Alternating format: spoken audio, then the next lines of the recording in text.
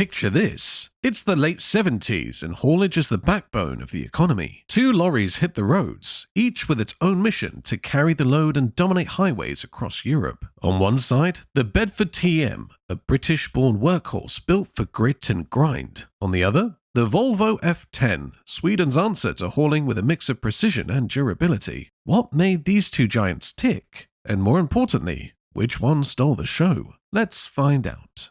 First things first, the chassis. Think of it as the skeleton of the lorry, the foundation that holds everything together. The Bedford TM rolled out in 1974 with a straightforward design. It featured a ladder frame with 305mm frame rails. Not the thinnest, but nothing revolutionary either. Bedford stuck to dependable choices here. Multi-leaf spring suspension came as standard for both the front and rear axles, and you had the flexibility of 4x2 or 6x4 setups. Tough? Sure. Versatile? Absolutely. But refined? Not quite. Now compare that to the Volvo F10. The F10's chassis was a different beast altogether. Designed for strength and adaptability, the fully riveted frame could handle it all, from single-axle configurations to complex tandem drive setups. And what really set the F10 apart was its suspension. Early models had parabolic leaf springs, but later on, Volvo introduced air suspension. Air suspension. It was groundbreaking at the time. While Bedford left you feeling like you were driving on cobblestones, Volvo made road imperfections whisper. The focus wasn't just on strength here. It was about making long hauls less punishing for drivers, and that attention to detail set a tone we'll see again and again. When the body is built to last, you also need an engine that knows how to deliver, and this is where these two lorries shift gears. Quite literally.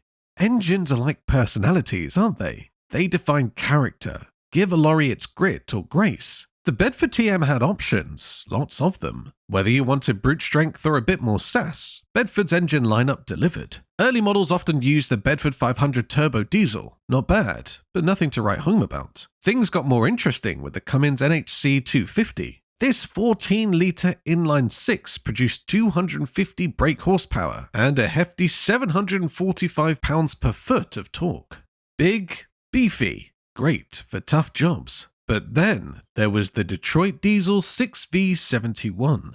Now, here's where opinions start to split. Picture a two-stroke V6 cranking out 238 brake horsepower. Sounds solid, right? But it revved to 2,100 RPM like it was auditioning for a rock band. The noise. Oh, the noise. Some loved its raspy growl. Others popped ibuprofen after every trip. Later on, the Cummins L10 came into play.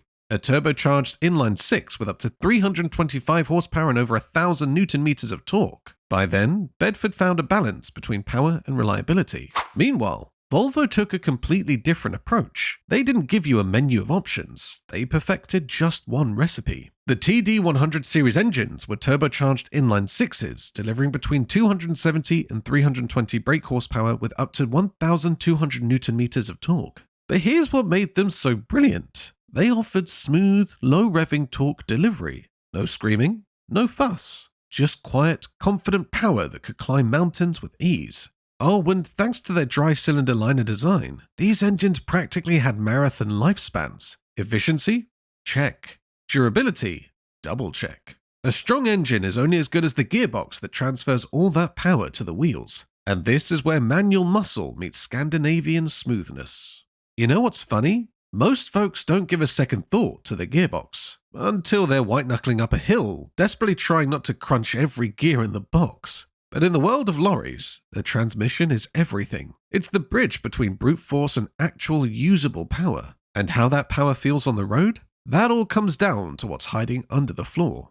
Now, Bedford TMs came with a few different gearbox options, each with their own little quirks. And trust me, those quirks made a big difference once you were out on the road. The Fuller Road Ranger? Absolute workhorse. These constant mesh, non-synchromesh units were built for abuse. 9-speed, 13-speed, didn't matter. They could take anything you threw at them. But here's the catch. No synchromesh means no forgiveness. Every shift had to be timed just right. Double clutching wasn't just a suggestion, it was mandatory. Miss it, and you'd be met with a sound that haunts drivers to this day. Pure gear grinding chaos. For experienced hands, it was just part of the rhythm. For rookies, a crash course in humility. Literally.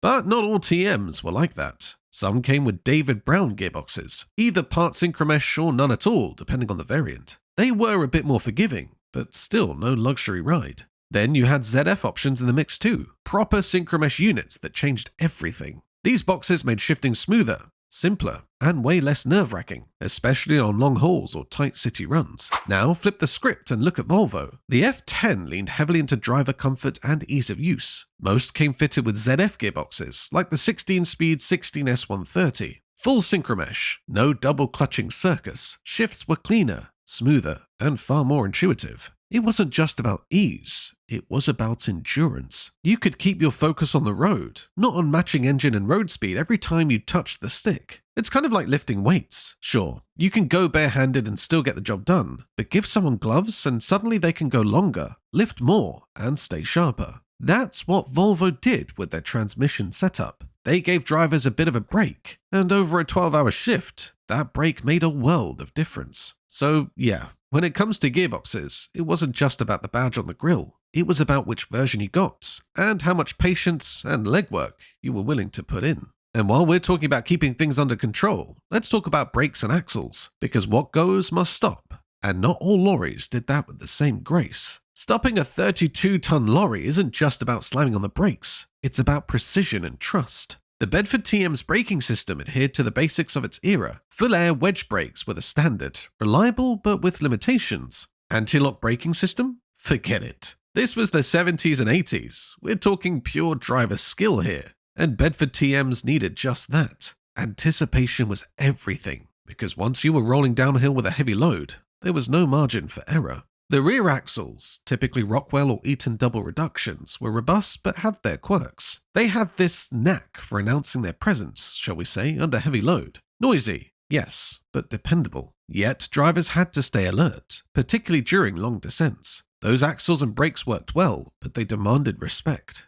And here comes the Volvo again, raising the bar. The F10 also featured full air braking systems, but the difference in usability was, quite frankly, night and day. First, Volvo included load-sensing valves in later models. What did that mean? It meant the lorry adjusted brake force depending on whether you were fully loaded or running light. That's the kind of detail that saved a few tense moments on slippery roads. Their rear axles, designed in-house by Volvo, were quieter and smarter. Some configurations even used hub reduction designs. This wasn't just fancy engineering. It translated directly into better heat management and durability. Imagine cruising down a long incline without the constant worry of overheating your brakes. That's the kind of peace of mind that Volvo's axles brought to the table. Put simply, Volvo's braking and axle systems weren't just better on paper, they actively made the driving experience safer and smoother. And when you're piloting a machine that can stretch over 40 feet long, those details matter more than anything. Lorries aren't just about power and performance, they're also about the driver. And it's inside the cab that you really see how these lorries were designed for the human touch. Cabs are where drivers live, work, and sometimes sleep. They're not just driver compartments, they're second homes on wheels. The Bedford TM, while functional, didn't offer any frills. Its all-steel cab was mounted on rubber bushes, which did reduce some of the road vibrations, but not enough to avoid fatigue on a long haul. The cab was spacious for its time, with space for paperwork, tools, and a lunchbox, but that's where the charm ended. Insulation was minimal in earlier models, which meant the roar of the diesel engine became your constant companion. Later Mark II versions made improvements, but it still lagged behind its competition. And then there were the electrics. If you've driven a Bedford TM, you probably have a story or two about its idiosyncrasies. From flickering dash lights to mysterious wiring gremlins that only appeared during rainy days, drivers joked that these lorries had selective reliability. But for all its quirks, the TM got the basics done. A die-hard workhorse, maybe, but not a place you'd call relaxing. Now compare that to the Volvo F10, which felt ahead of its time. Imagine stepping into a cab that felt more like a mobile office than a lorry. The tilt cab was revolutionary, not just for its practicality during maintenance, but because it set a precedent for driver convenience. Think about it. Instead of spending ages bending into awkward positions to fix a minor issue, the F10's torsion bar-assisted tilt design made repairs straightforward. Then we have the cab's comfort level. Volvo didn't just slap on some extra insulation, they engineered it for silence and comfort. The integrated HVAC system was a clear step up, keeping drivers cool in summer and snug during harsh winters. And the dash? Everything was intuitively placed. gauges you could actually read without squinting, switches within arm's reach, and nothing that felt like an afterthought. But here's the kicker: safety. Back in the late 70s and early 80s, safety wasn't a priority for most manufacturers, but Volvo was different. From reinforced crumple zones to overall cab construction, the F10 put driver survival front and center. It wasn't just about keeping the lorry running, it was about keeping the driver safe too. That's a mindset that resonates even decades later. Would you rather feel like you're wrestling with a machine or driving something that seems to care about your well-being? The F10 made it easy to answer that question.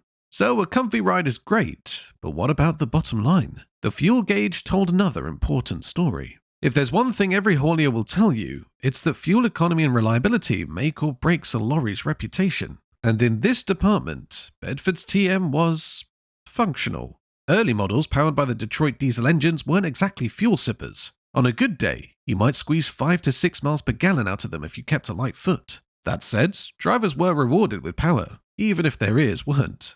Later models with the Cummins L10 brought better efficiency, landing in the 7 to 8 miles per gallon range. For their time, that wasn't bad, but as the miles added up, so did the maintenance concerns. Reliability was a mixed bag. Mechanically, the TM had highlights like the Fuller Road Ranger gearboxes, which were famously tough, even bordering on indestructible. But the Achilles heel was the electrics. You could rely on them to brake at the worst possible moment. Cooling systems were another area that demanded constant vigilance. Missing a maintenance window could lead to costly downtime.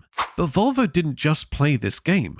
They rewrote the rules. The F10 was an efficiency marvel for its era. With the TD100 series engines, you could routinely achieve 8 to 9 miles per gallon, even with a full load. And thanks to that low rev torque delivery, drivers weren't tempted to overwork the engine. This combination of power and efficiency were like getting the best of both worlds. And then there's reliability. Volvo's engineering philosophy boiled down to one word: endurance. Million-kilometer engines were not just a pipe dream, they were standard. Many F10s remained on the road for decades, a testament to their build quality. Even things like body corrosion were less of an issue. Volvo's attention to detail extended to every rivet, every weld. Fewer breakdowns meant more time on the road, and more time on the road meant better profitability for operators. Think of it like this: if the TM was a solid workhorse, galloping at full speed but needing regular rest, then the F10 was a marathon runner, smooth, consistent, and capable of outpacing the competition over the long haul. It wasn't just about fuel saved or parts replaced,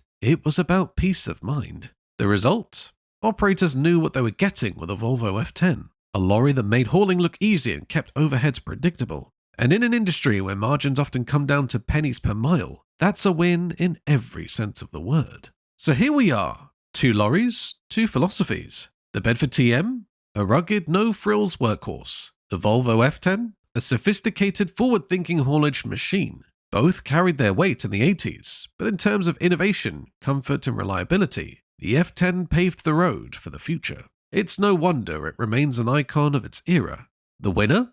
It has to be the Volvo F10.